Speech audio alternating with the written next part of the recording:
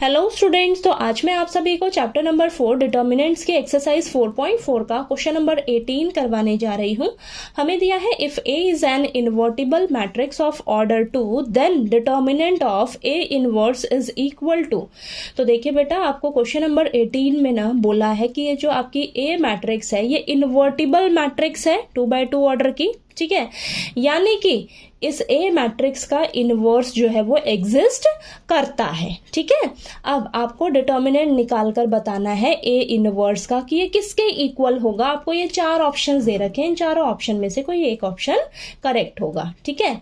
अब देखिए, हमें पता है यहाँ पर लिखेंगे वी नो दैट।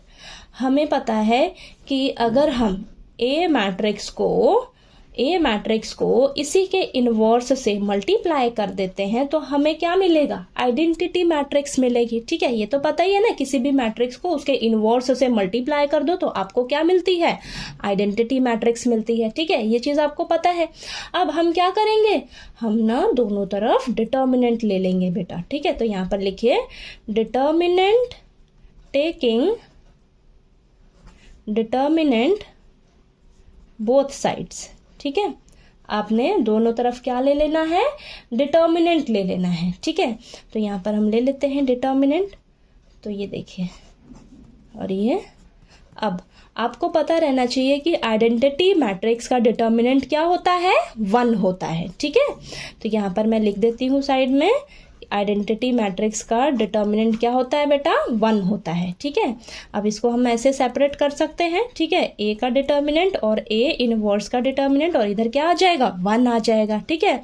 हमें तो क्या निकालना है, ए इनवर्स का डिटर्मिनेंट चाहिए, तो ए इनवर्स के डिटर्मिनेंट को यहीं रखो और ये जो ए डिटर्मिनेंट है इसको मैं इस साइड ले जाऊंगी, तो मल्टीप्लाई में है तो इस साइड जाकर डिवाइड में हो जाएगा, ठीक है।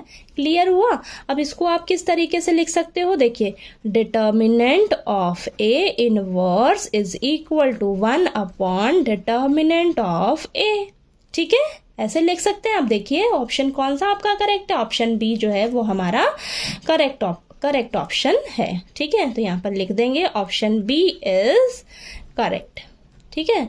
और इन शॉर्ट ये तो पूरा एक्सप्लेन कर दिया है मैंने। इन शॉर्ट में ना आपके पास फॉर्मूला है बेटा, ठीक है। फॉर्मूला क्या होता है, अगर मैं कहूँ ए इनवर्स का डिटर्मिनेंट किसके इक्वल होता है, 1 अपॉन डिटर्मिनेंट ऑफ ए, ठीक है। तो ये आपका फॉर्मूला ही है, ठीक है। ये फॉर्मूला है, इस फॉर्मूले को अगर आप लर्न कर लो तो ठीक है।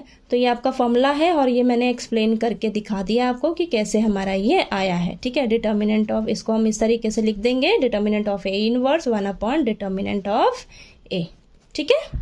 समझ आया, ठीक है।